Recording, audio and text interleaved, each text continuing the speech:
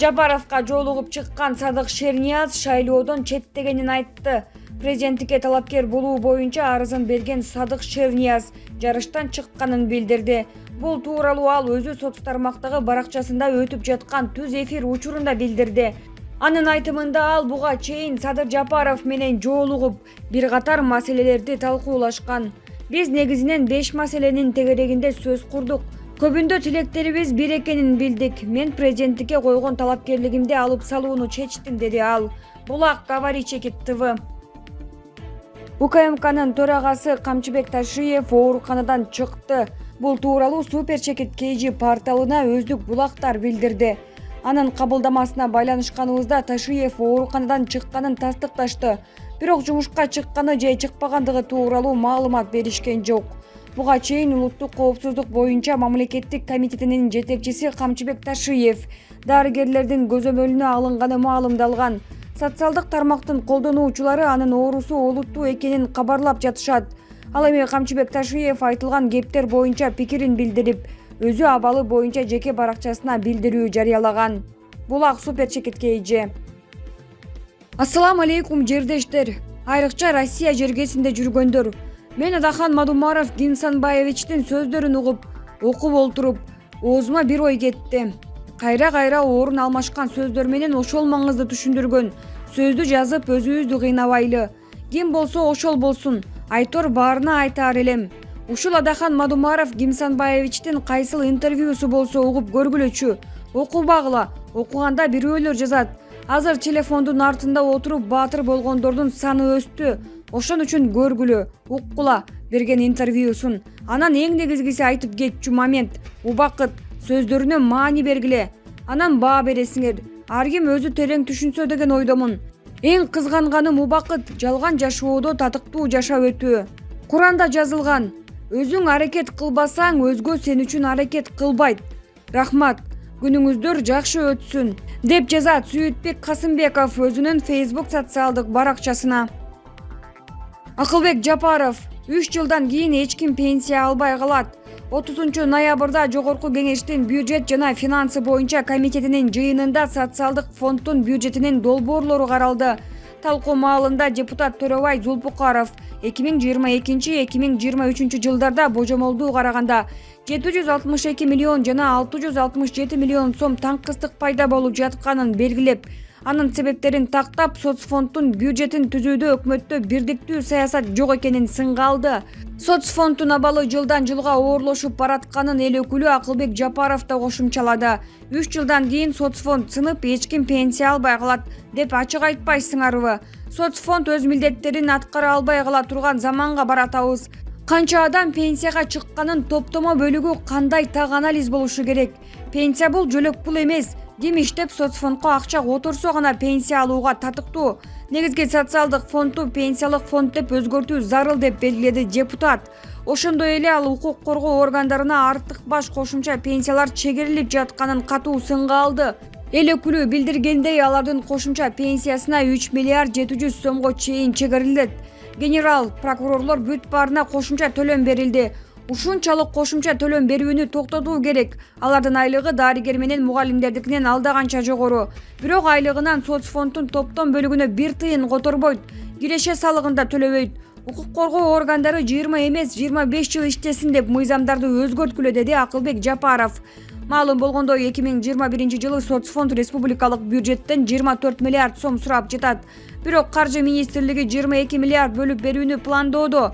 Депутаттар социалдык фонд 50% бюджетке көз каранды болуп калганына тынчсыздануусун билдирип, айыл чарбасынан пенсиялык фондко төлөм алууда да мыйзамдарды кайра кароо керектигин сунуштоодо.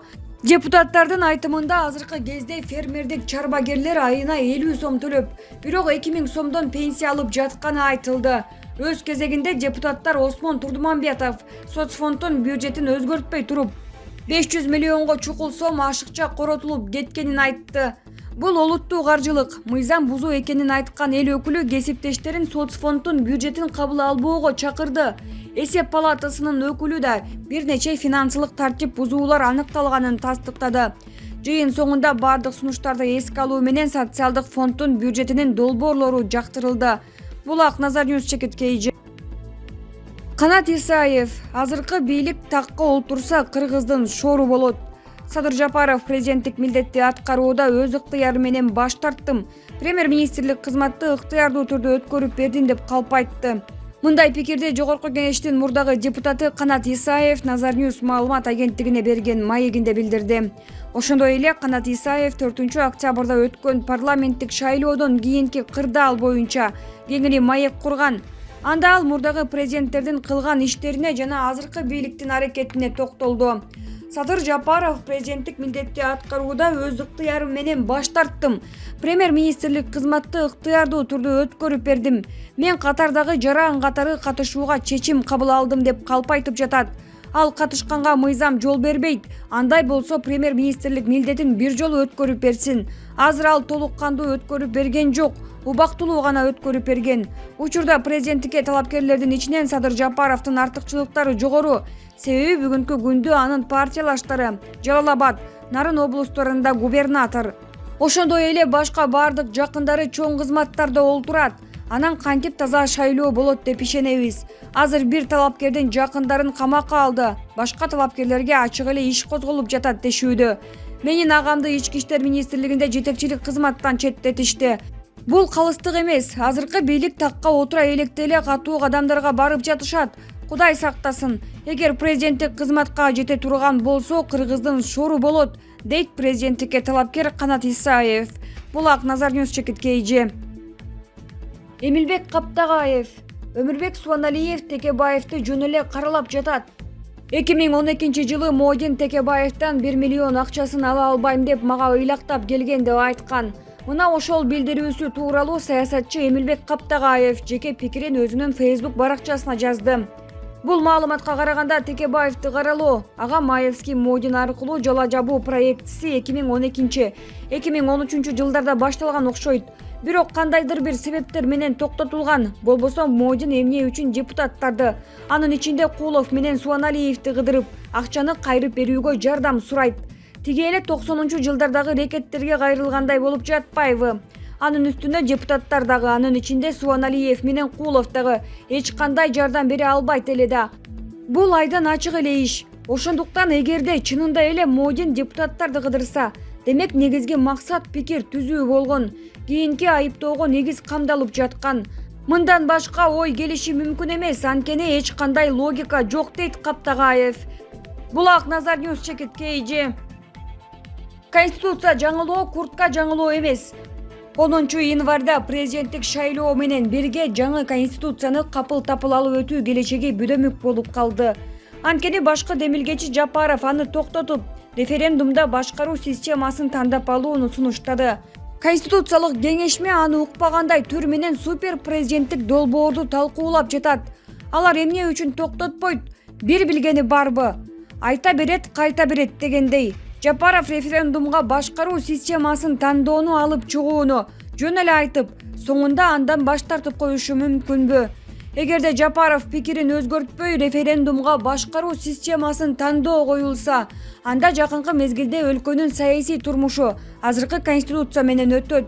Ага ылайык президенттик шайлоодон кийин шайланган президент биринчилерден болуп, парламенттик шайлоонун мөөнөтүн дайындашы керек. Ал азыркы конституциянын негизинде партиялык тизме менен өтөт. Болгону 7% эмес 3% күрөө.